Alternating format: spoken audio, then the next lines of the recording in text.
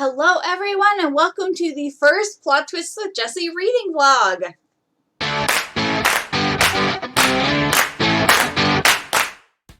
Hi everyone. I have actually decided that I'm going to record my first reading vlog. So that's pretty exciting. As we are starting this recording, it is a couple days into both the Enneagramathon and the Avatar The Last Airbender Readathon. And I am going to be reading 2 books for this particular vlog. I'm going to start Meddling Kids by Edgar Cantero. From what I understand, this is a Scooby-Doo-esque story about a group of teenagers and their dog that solves mysteries. And I will also be reading Game Changer by Neal Shusterman. That is a story about a football player who gets thrown into another dimension and chaos ensues from there. So those are the 2 books that I'm going to be reading for this particular vlog. I will check in when I hit about halfway through Meddling Kids.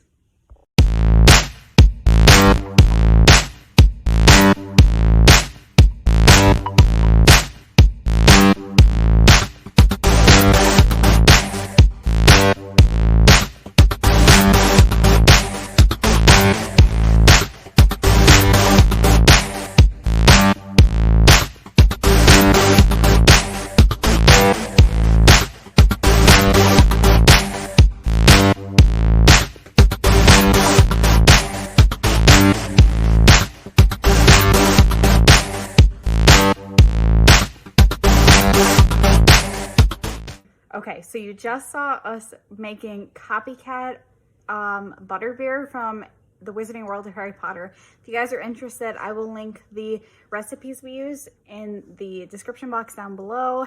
But I have my butterbeer and I have my book, and this is going to be an excellent Wednesday night.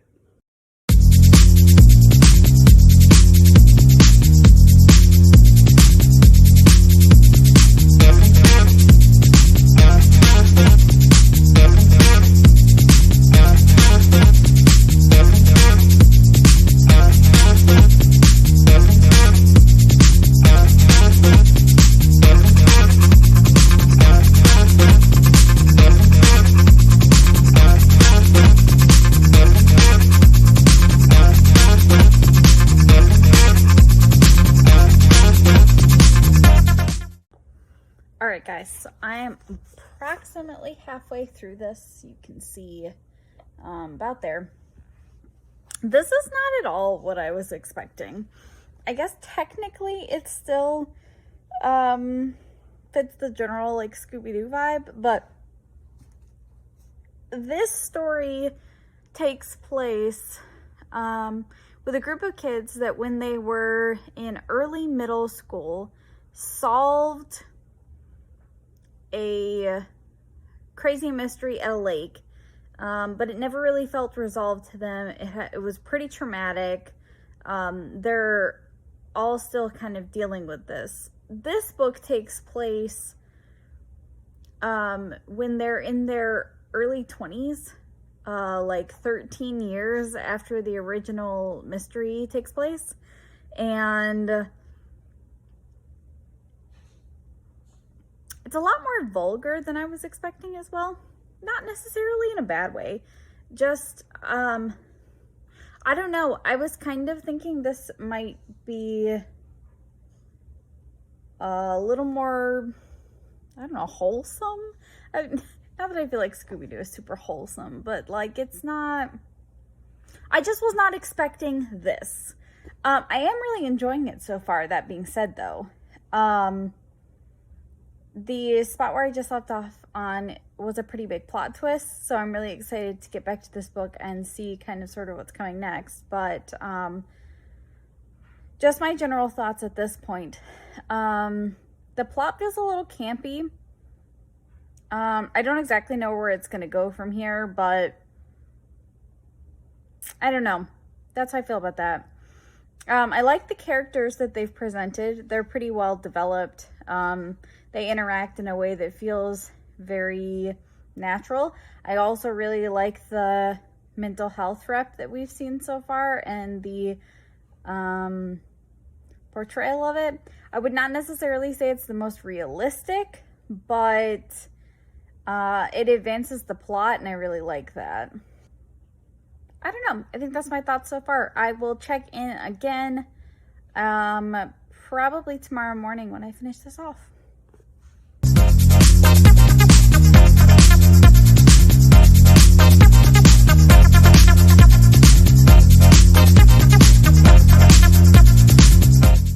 Okay, so we went to do some window shopping in Barnes & Noble. Got myself a refresher. It's really good. I thought I'd check in because I finished Meddling Kids and I have started the itty-bittiest bit of Game Changer. So the end of Meddling Kids, I would not necessarily say is bad, but it felt very convenient. You know when you watch a movie and the characters need to, like, I don't know, break a door down and all of a sudden they just find an axe out of left field? That's exactly what the end of this book felt like. But like multiple things. Like, oh, we're missing this whatever, and this character from the beginning all of a sudden actually told me whatever it was that was missing, and so I already know it, so it's not a big deal. And it was just like, I don't know. The plot itself was enjoyable though, if it had not been for that. There's also a female-female romance in it, but I don't necessarily think I like the way the romance itself was done. It felt very forced and not natural in any way, shape, or form, especially for two characters that have supposedly been friends for a very long time. I don't know. Overall, I did decide to give this book a 3, but I definitely felt very neutral upon finishing it. Moving on to Game Changer, I did read the first chapter already, and this book really just jumps right into it. I really dislike when books on the back cover tell you something about the plot, and then you realize that that doesn't happen until like a third of the way through the book, or halfway, or further, and so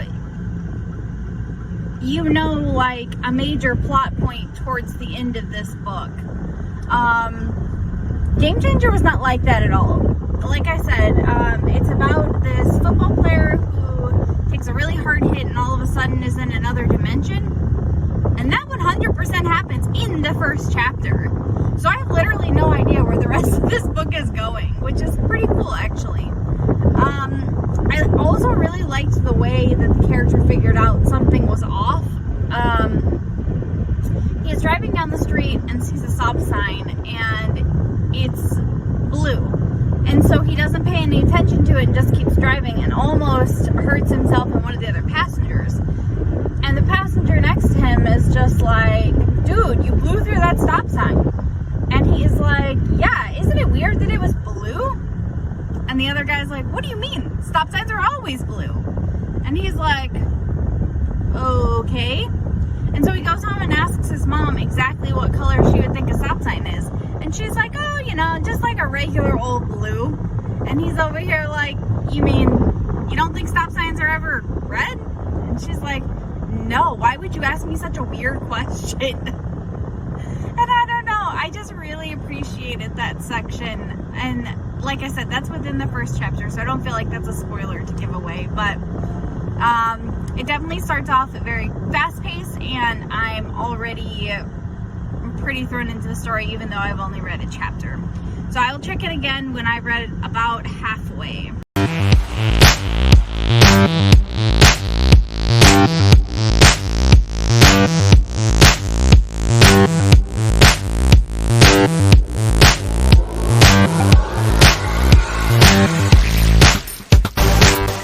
Okay guys, So I'm about halfway through Game Changer, you can see. This is not exactly what I expected this book to be about, but in the best way. So, I don't want to give too many details because I think we'll get into spoilers, but it really has evolved from what I thought the basic plot was going to be, and that I think is good, because the basis of the plot I was a little worried would be uninteresting, and the way it's evolved is infinitely more interesting. I will say some things that I also didn't expect to come out of this book. There's a lot of discussion of social justice type issues, which has been really fascinating. Also some discussion of like the butterfly effect concept, where it's like if one thing was different, how would everything else change with it? I will say the more that I learn about our main character, the more that I really like him. He really has a good heart, I think, and has the best of intentions, even though he doesn't always go about it in the best way. I think I can forgive that, though, because there are some moments in here where he really stands up for what he thinks is right, and I can admire that for sure. I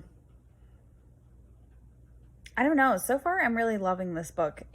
I'm only halfway through and there's a lot left to go, but it seems to me like this very well could be a 5-star read.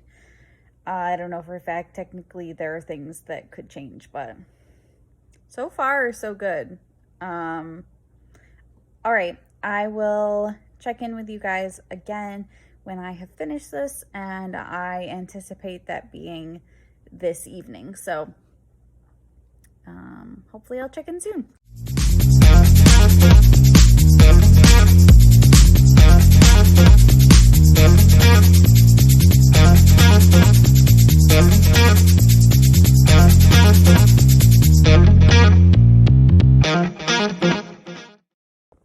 Alright guys, so I've officially finished Game Changer.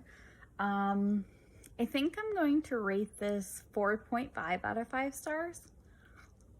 It is awfully close to 5 out of 5 stars, but I think there are a couple better Neal Shusterman novels. However, I would say that this definitely competes for the top. The second half of this book is kind of just a whirlwind of insanity. The way that things continue to progress, the same couple of characters that are featured, and then kind of how it wraps up in the end, most of which I didn't really see coming.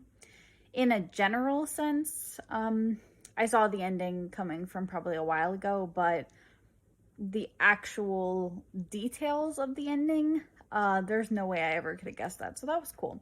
I like when a book takes me by surprise, and I would say Neal Shusterman does that 9 out of 10 times with his novels. Overall, though, I really enjoyed this, and if you're looking for another Neal Shusterman novel to pick up after having read the Arc of a Scythe trilogy, like most of Book 2 has, I would recommend this one. If you're looking for something a little different, I would also recommend Dry. The basic concept there is that California runs out of water and people have to figure out how to function. And that's what the whole book's about. It's so good. But I think with that, I'm going to be wrapping up this vlog. Thank you guys for hanging out for my first vlog ever. This was a weird experience, but I hope you found this enjoyable or helpful or whatnot. Let me know in the comments down below if you like this and think I should do more. As always, if you enjoyed this video, please like and subscribe and hit the bell icon for notifications. And I will see you guys again soon. Bye!